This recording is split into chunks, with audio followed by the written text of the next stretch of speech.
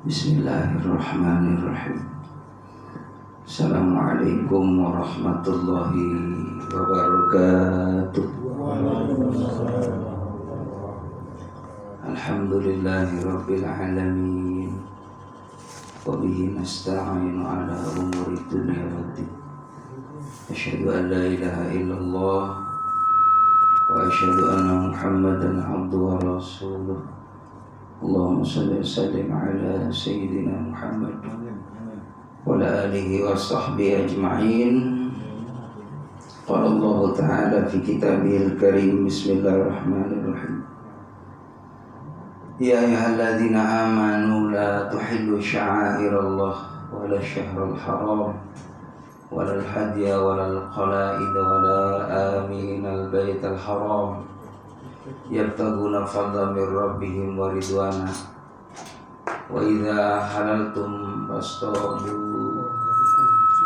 wa la yajrimannakum shana'anu qaumin an saddukum 'anil masjidil haram an ta'tadu wa ta'awanu 'alal birri wat taqwa wa la ta'awanu 'alal itsmi wal 'udwan wattaqullaha innallaha syadidul 'iqab.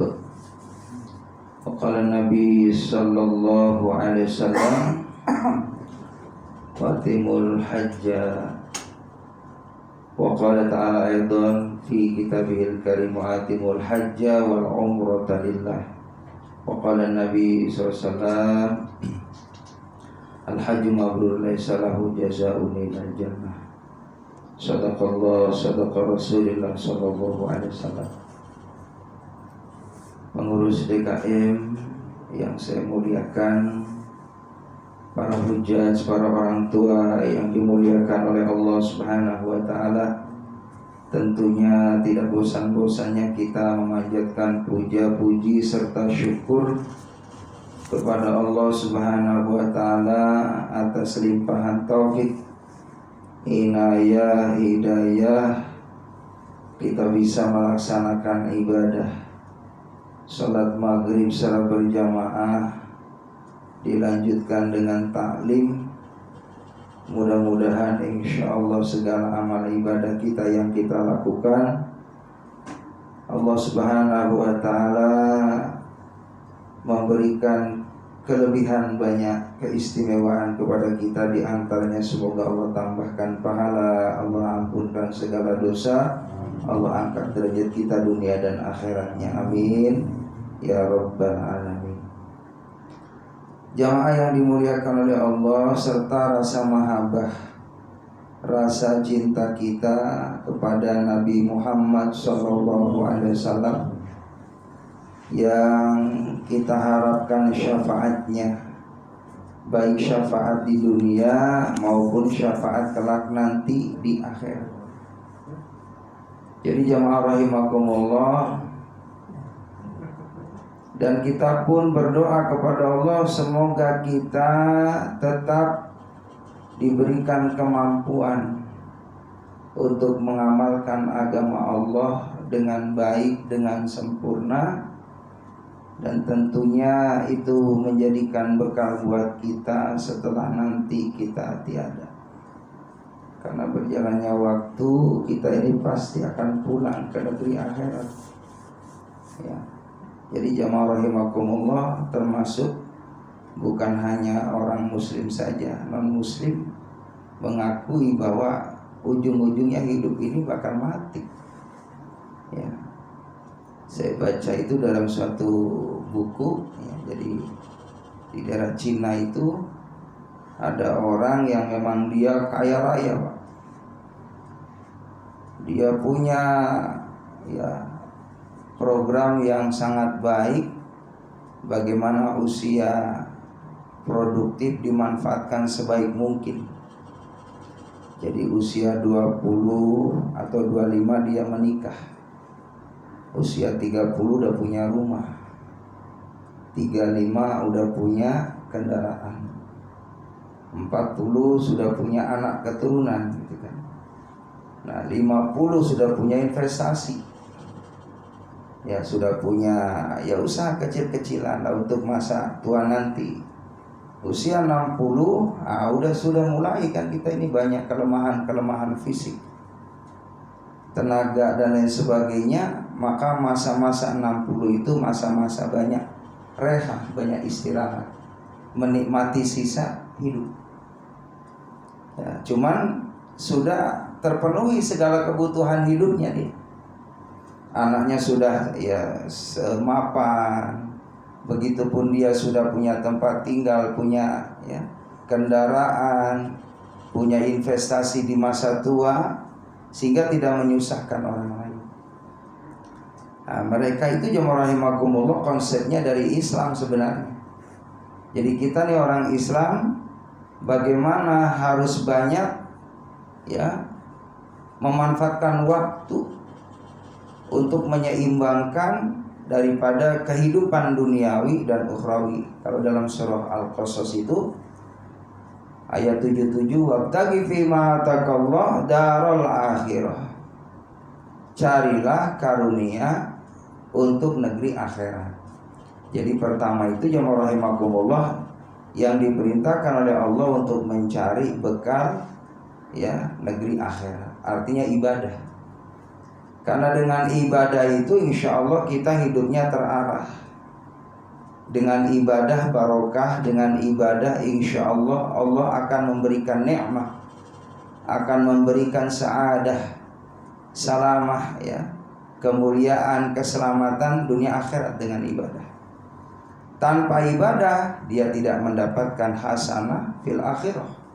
Kalau mungkin dia dapat hanya tadi itu cerita pertama tuh orang Cina, dunia doang. Iya kan, dipenuhi semuanya di dunia, tapi nggak ada amal kebaikan nanti di sana. Padahal Allah perintahkan dalam surah Al-Qasas itu, carilah karunia untuk negeri akhirat, berarti ibadah. Wala tansa nasibaka minad dunya, tapi juga jangan pernah kita melupakan nasib kita saat ini di alam dunia. Berarti di alam dunia juga kita perlu berusaha, berupaya ya, mencari karunia Allah. Kalau dalam surah Al-Jum'ah itu, apabila sudah melakukan ibadah, fantashiru fil ard, bertebaranlah di muka bumi. Tentunya sesuai dengan profesinya. Ada yang sebagai profesi ya pegawai kantor ya berangkat ke kantor.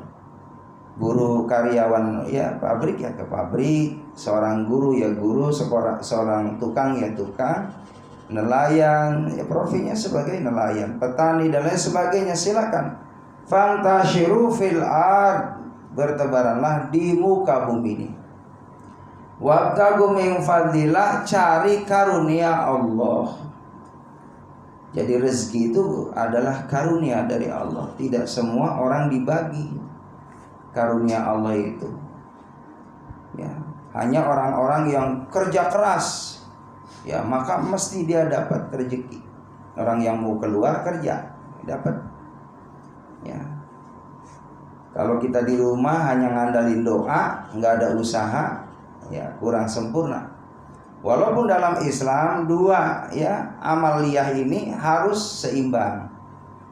Di samping usaha ya berdoa. Ada orang usaha tanpa doa, kalau sudah dapat usahanya takutnya jadi orang sombong. Karena merasa segala apa yang dia dapat itu hasil karya kerja keras dia. Maka takutnya tadi ya al-kibir gitu, sombong. Maka iringi dengan doa, karena doa itu kan pernyataan penyerahan diri kita kepada Allah yang membagi semua. Maka artinya meminta kepada Allah Subhanahu wa taala, di samping kita usaha, mudah-mudahan usahanya dimudahkan karena memang yang memudahkan Allah. Dengan usaha mudah-mudahan Allah berikan rezeki yang halal, yang barokah, yang manfaat, yang bisa membuat bekal kita untuk menuju negeri akhirat. Wala tansa nasibaka minad dunya, jangan melupakan nasibmu di alam dunia. Hadirin jamaah yang dimuliakan oleh Allah Subhanahu wa taala, kehidupan kita di alam dunia ini tentunya berbeda-beda. Ya, memperoleh daripada rezeki dari Allah. Ceritanya berbeda-beda, pasti beda Pak. Jangankan orang lain, dari keluarga kita aja ceritanya beda-beda. Ya, profesinya, kelebihannya beda-beda dari keluarga kita. Ya, kalau diibaratkan pohon, tidak semua pohon yang namanya mangga itu jadi. Ya kan, ada mangga baru bunga jatuh, ada mangga baru pentil gitu kan jatuh, ada yang sedang jatuh, ada yang tua gitu kan, ya. Yang gak jatuh-jatuh gak jatuh-jatuh, emang belum waktunya jatuh Pak. Begitu ya. Biasa jangan ngedoain yang tua pada jatuh. Begitu. Jadi emang semuanya itulah gambaran kehidupan ya. Jadi dalam keluarga kita pun juga sama ya. Cerita hidup ini ada kalanya Masya Allah dia menikmati hidup hanya cuman masa kecil doang, nggak sampai anak-anak, ya kan? Ada masa kanak-kanak nggak sampai remaja, ada masa remaja nggak sampai jadi orang tua. Nah kita nih alhamdulillah Pak, wajib syukur sama Allah, udah melalui semua fase-fase itu Pak. Tinggal kita nih udah nyari bekal aja sama Allah, ya gitu. Karena masa-masa itu udah kita lalui bersama. Udah nggak pantas lagi kita nih udah banyak begadang gitu ya. Banyak happy gitu ya. Artinya kita ya bolehlah kita artinya refreshing, rekreasi boleh untuk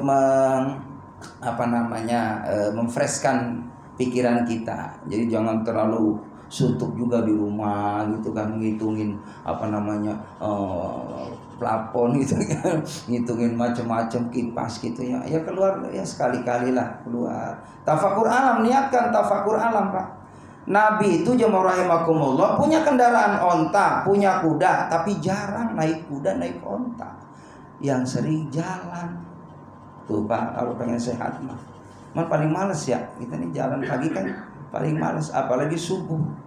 Paling enak ini di bawah kipas ya, senderan di spring bed atau di kasur gitu ya. Enak banget gitu ya, Masya Allah. Jadi bagusnya pagi-pagi tuh jalan pagi. Nabi sering begitu tuh Pak, jalan pagi. Terus lagi Nabi Muhammad tuh beliau subhanallah ya, makan sarapan tuh kalau lapar banget Pak. Karena beda Bapak rasain deh, kalau kita makan lagi dalam kondisi lapar Pak, itu luar biasa. Ibaratnya makan cuman hanya nasi kuning gitu kan ya, sama opor gitu kan ya, sama sambal lalap ya, enak banget. Taruhlah sekalipun tidak ada, mohon maaf kalau lapar Pak, Masya Allah, itu makan singkong aja rasanya nikmat banget karena lapar. Tuh Nabi nganjurin makanlah ketika lapar, berhenti sebelum kenyang. Makanya Nabi itu sehat ya, diatur sepertiga angin, air, nasi. Kalau kita semuanya full nasi Pak, nggak nyaman. Gitu ya kan ya, makanya tuh jangan nggak nyaman. Full gitu kan angin Pak, wah masuk angin. Full air nggak nyaman juga. Makanya diimbangi tuh, ada nasi, ada air, ada angin. Bahkan subhanallah kalau kita baca Pak ya, kebiasaan Nabi Muhammad itu beliau tidak minum sebelum beberapa menit. Bagusnya begitu Pak. Jadi habis makan tuh sunahnya jangan minum dulu. Tapi kan kayaknya ya gimana gitu, seret ya Pak ya. Iya, karena itu lagi proses Pak, lagi proses pencernaan kita. Menurut penelitian medis memang betul. Apalagi mohon maaf kurang bagus habis makan yang berlemak minum es. Mohon maaf ya Pak ya, yang dia minum es, mohon maaf ya Pak ya, ya jangan melototin saya. Ini Ustaz ngelarang. Ini kan demi kesehatan kita ya, makanya saya mohon maaf usia udah 50 ini udah mulai berkurang Pak. Yang adem-adem udah. Udah ada. Ya udah mulai dikurangin lah paling tidak gitu ya, es gitu. Ya kan Nabi juga sama Pak begitu. Dalam satu keterangan, jangan minum yang panas gitu kan, jangan minum yang dingin karena merusak gigi. Ya. Yang bagus bagaimana kata Nabi yang sedang? Air hangat itu luar biasa. Menurut penelitian hadirin, menurut medis itu air hangat itu bisa menetralisir. Lalu keluar keringat yang tidak baik menjadi baik. Begitu Pak. Jadi ya, pencernaan kita juga bagus. Jadi minum yang hangat-hangat. Cuman kita kan nyarinya kan pengen yang enak ya, yang seger, yang manis gitu. Aduh ya Allah. Emang itu ya resikonya ya begitu nanti kan gitu ya. Artinya kalau kita tidak sayang terhadap diri kita, tidak bisa mengatur pola makan seperti ala Rasulullah tadi itu. Makanlah ketika lapar, berhenti sebelum kenyang. Ya sepertiga itu semua ada manfaat buat kita. Bahkan dalam satu riwayat, janganlah banyak makan. Karena apa? Orang kalau banyak makan timbul malas, ngantuk Pak. Ya kan? Kalau udah ngantuk udah begitu. Jadi yang bagus itu sedang aja lah. Dan dalam satu riwayat Nabi Muhammad itu beliau kalau pulang ke rumah tidak ada makanan, beliau lanjutkan puasa. Banyakan beliau melakukan saum Pak. Jadi beliau seorang presiden kaya sebenarnya. Cuman kekayaannya dibagi-bagiin kepada para sahabat yang gak punya Pak. Karena sadar betul bahwa kita yang nanti kalau sudah habis jatah hidup gak ada yang dibawa.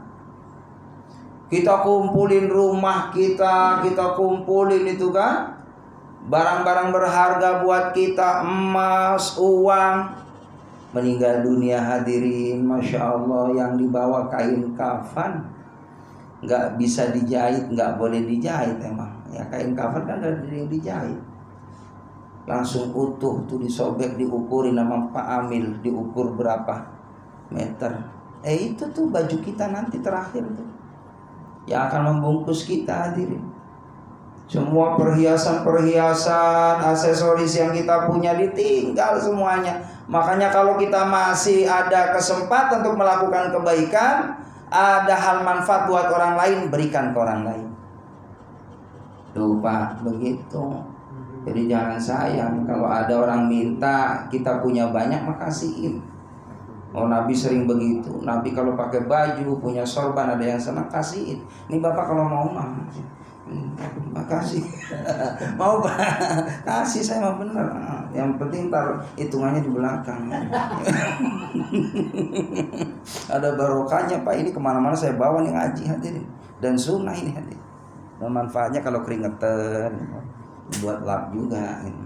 Sunnah. Jadi jamaah rahimakumullah, Nabi itu subhanallah banyak saum. Ya, beliau kalau ada orang minta tolong selalu ditolong. Suatu ketika hadirin ada musafir. Ini musafir ini beliau datang ke Rasulullah. Ya Rasulullah, saya lagi dalam kondisi butuh nih. Ya butuh uang, butuh makanan. Bantu saya ya Rasulullah. Jamaah rahimakumullah, Rasulullah bingung ke rumah gitu kan, dibayangin gak ada apa-apa di rumahnya. Simpanan nggak punya. Ingat Fatimah itu pakai kalung. Allahu Akbar. Ya namanya ayah ya sama anak udah paham tentang agama. Maka jamaah rahimakumullah, si musafir tadi karena lagi hajat, lagi butuh, disuruh sama Rasulullah, gini aja, situ datang ya ke Fatimah, kata saya, katanya punya kalung. Minta saja, kata Rasulullah, kata ayahnya. Nanti silakan setelah dapat dari Fatimah dijual. Maka jemaah yang dimuliakan oleh Allah Subhanahu wa taala, si musafir tadi ternyata datang ke Fatimah. Waalaikumsalam. Fatimah, ini kata Rasulullah, situ nyimpen kalung. Iya. Ini dikasih sama Rasulullah juga dari ayah. Boleh nggak saya minta uang ini, kata Rasulullah, saya butuh banget. Beberapa hari nggak makan, pakaian saya juga udah nggak layak pakai. Maka jemaah yang dimuliakan oleh Allah Subhanahu wa taala, putri yang soleha, putri Rasulullah Sallallahu Alaihi Wasallam, beliau bergegas ngambil kalung di tempat. Lalu nih saya kasihkan ke situ ya, mudah-mudahan manfaat. Bawa. Coba Pak cerita ini, Masya Allah, ada nggak gitu umat Rasulullah yang Nabi dan putrinya paham hal itu, beliau lakukan. Jamaah yang dimuliakan oleh Allah Subhanahu wa taala, setelah udah dapat itu kalungnya dari Fatimah, datang lagi ke Rasulullah. Ya Rasulullah, alhamdulillah, udah dapat. Nah, dikumpulin tuh para sahabat. Gimana sahabat? Ini kalung Fatimah yang diberikan ke musafir ini, barangkali ada yang mau beli, silakan.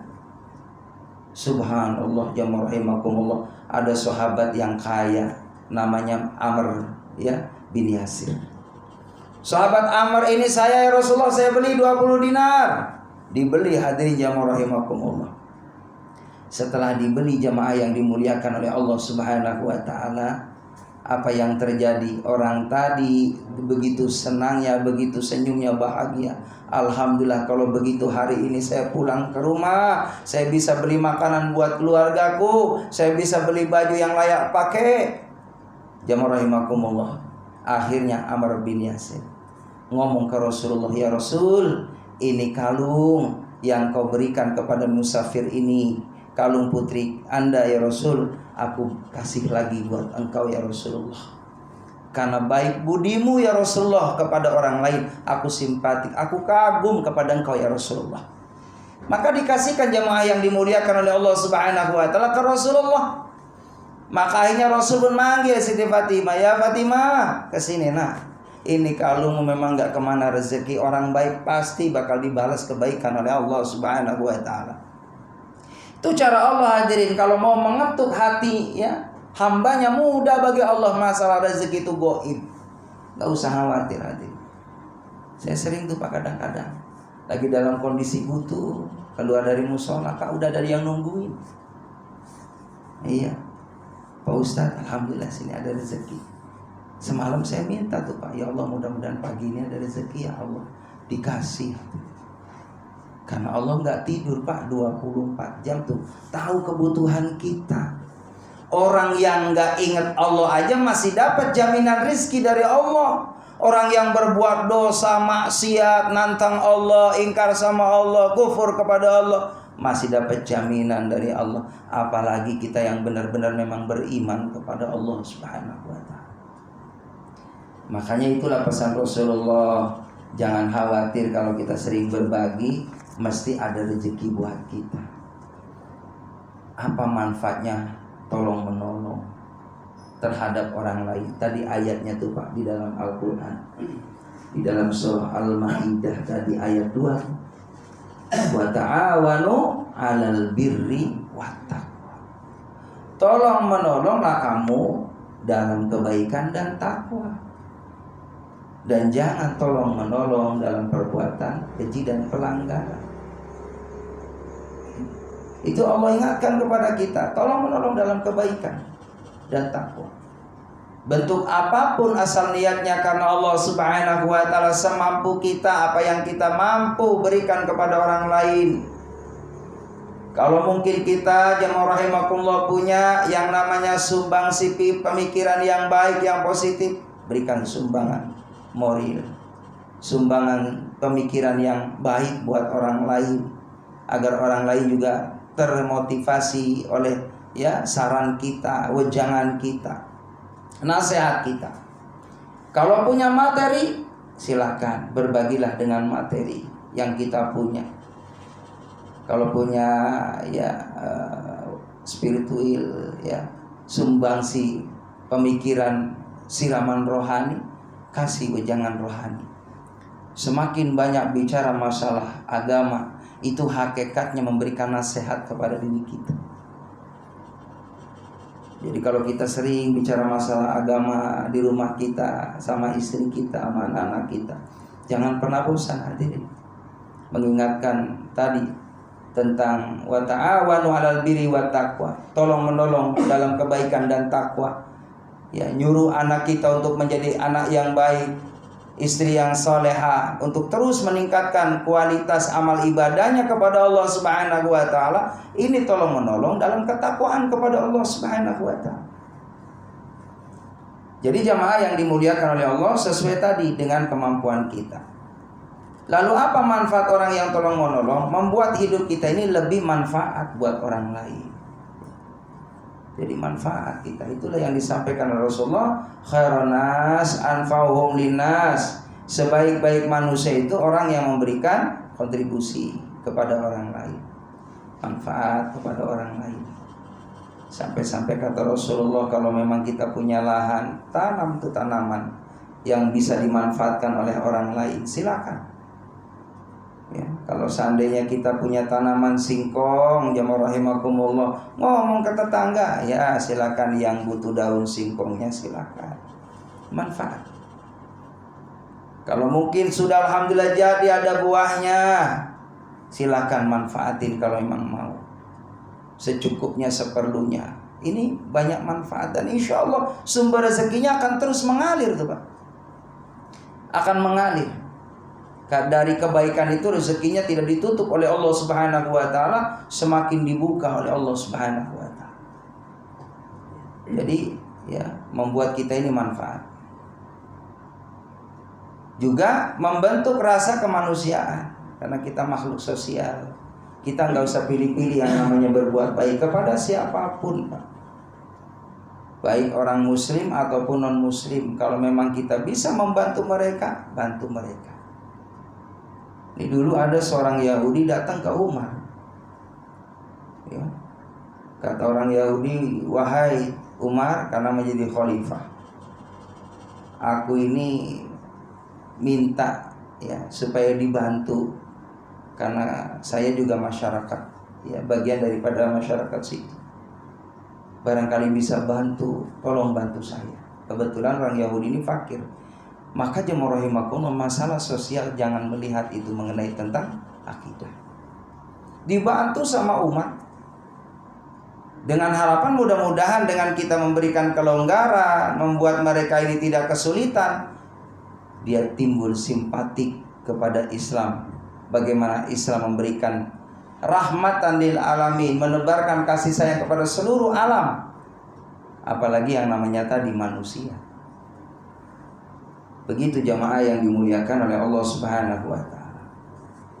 Juga orang yang berbagi kepada orang lain itu hakikatnya menjauhkan daripada bala, bencana, musibah. Jadi yang namanya kita berbagi ke orang lain kan dinilai sedekah. Sedekah itu daf'ul bala, nolak belai, Pak. Nolak bala, musibah. Jadi dengan kita sedekah yang sebenarnya hari itu Allah tetapkan kita akan dapat sesuatu, musibah, maka diselamatin sama Allah. Kalau toh seandainya mungkin jamaah rahimakumullah akan ada tuh musibah, dikecilin, diringanin musibahnya oleh Allah. Itu berkat sedekah. Makanya dianjurkan jamaah rahimakumullah, ada keterangan tuh kalau bisa pagi-pagi itu sedekah pagi, subuh. Karena apa? Di setiap pagi ada malaikat yang mendoakan kita, Allahumma ati munfiqan khalafan. Ya Allah, orang yang sedekah pagi hari semoga Engkau ganti. Ya, lalu orang yang pelit mudah-mudahan Engkau persulit. Tuh kalau udah malaikat ngedoain Pak supaya dikasih kemudahan, pasti dikasih kemudahan. Makanya pagi-pagi itu sunnahnya memang ada sedekah subuh. Begitu diam-diam jamaah rahimakumullah, kalau memang kita ada rezeki ya beli gorengan.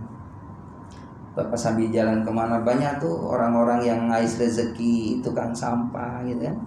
Masya Allah, itu Pak pengen sarapan tuh ngumpulin sampah, plastik sekarung besar plastik tuh hanya dapat 2.000-3.000 Pak. Dapat bakwan satu tuh Pak, gendong. Masya Allah, plastik tadi yang enteng tadi. Nah kita alhamdulillah ada rezeki, jalan kemana hadirin jamaah rahimakumullah, itu sebenarnya adalah menolak daripada bala musibah yang akan terjadi pada diri kita. Dan bisa jadi jamaah rahimakumullah, wa tazlibu rizki, akan mendatangkan rizki dari arah yang tidak disangka-sangka dengan sedekah. Waalaikumsalam. Bisa jadi hadirin, tidak menutup kemungkinan dengan sedekah itu. Kan dulu begitu hadirin jamaah yang dimuliakan oleh Allah Subhanahu wa taala. Jadi ada cerita, maka nih orang dia lagi lewat, dia punya roti pas satu. Ketika dia lagi lewat jamaah yang dimuliakan oleh Allah Subhanahu wa taala, ketemu sama orang yang lagi kesusahan, Pak, kayaknya lapor banget ya, sambil ngadain tangan, bantu saya, bantu Mas, Pak, kali punya. Dia ingat hadirin bagaimana kalau nasib itu posisinya ada pada diri kita. Itu Pak, kalau kita ngelihat supaya banyak syukur sama Allah, ngelihat orang lain yang susah jadi pelajaran buat kita. Kita ini di atas mereka. Supaya kita syukur kepada Allah Subhanahu wa taala. Agar kita terima kasih kepada Allah, syukur kepada Allah Subhanahu wa taala. Bayangin diri kita alhamdulillah dikasih fisik yang sempurna. Lihat saudara kita, mohon maaf hadirin jemaah yang dimuliakan Allah, ada yang dia lahir dalam kondisi, ada yang kekurangan fisiknya. Karena saking pengen sempurnanya dilihat oleh orang, Pak, dia rela membeli, mohon maaf, ya kan, tangan yang memang dia tidak ada untuk menyambungnya, sekian juta pun rela hadir. Bisa jadi puluhan juta. Pengen sempurna telinganya bisa fungsi mendengar, berapa tuh alat yang dia beli hadirin. Allahu Akbar. Ketika mohon maaf dia tidak bisa bergerak, dia rela membeli kursi roda puluhan juta, ratusan juta sekalipun. Dia beli hadirin, yang penting dia nyaman. Kita tidak semua pakai alat bantu, tidak. Semua Allah berikan dengan Allahu Akbar, alamiah. Dengan sempurnanya kita dikasih mata oleh Allah Subhanahu wa taala. Alangkah malunya ketika kita mengaca, bercermin, lalu tidak memuji Allah Subhanahu wa taala. Makanya setiap amaliyah apapun ada doa dari Nabi Muhammad agar kita ingat kepada Sang Pencipta Allah Subhanahu wa taala. Allahumma kama hasantal khalqi fahassin khuluqi. Ya Allah, sebagaimana Engkau telah memperindah daripada fisikku, wajahku, jasmaniahku, ya Allah, maka perbaiki akhlakku, ya Allah. Maka yang ada adalah memuji Allah dan ingin dirinya ini tadi menjadi orang yang baik di mata Allah dan baik di mata manusia. Jemaah yang dimuliakan oleh Allah, lalu dimanfaatkan semua nikmat-nikmat itu dalam kebaikan. Ya, punya mata lihat yang bagus-bagus. Kalau kita bisa baca Quran hadirin, jangan sampai ini Quran mohon maaf sampai berdebu di rumah kita. Nungguin bulan Ramadan tadarus Al-Quran. Padahal ada di bupet hadirin. Ini Quran menjadi wasilah hajat kita dikabul sama Allah. Anak-anak kita butuh doa dari kita, Pak. Cucu kita butuh doa dari kita. Maka jangan sampai ada luang waktu yang tidak diisi dengan amal kebaikan, kecuali jadikan kebaikan ini wasilah untuk mengakses rahmat Allah, pertolongan dari Allah Subhanahu wa taala. Itulah yang dilakukan oleh Nabi Muhammad, dilakukan oleh para sahabat, para tabi'in, tabi'in, para orang-orang saleh, disibukkan tadi dengan wabtaghi fi ma atakallah daral akhirah. Akhirat diprioritaskan. Baru jangan lupa supaya berkah, iringi doa tadi dengan usaha kita sesuai dengan kemampuan. Hadirin jemaah rahimakumullah, dari sini barangkali ada yang perlu dipertanyakan, persilakan. Saya pengen minum dulu.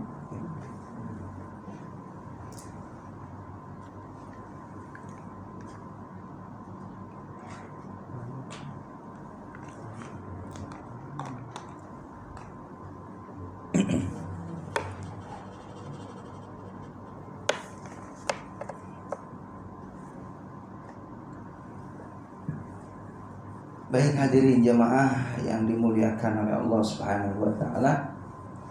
Jadi tadi hikmahnya tolong menolong itu banyak ya.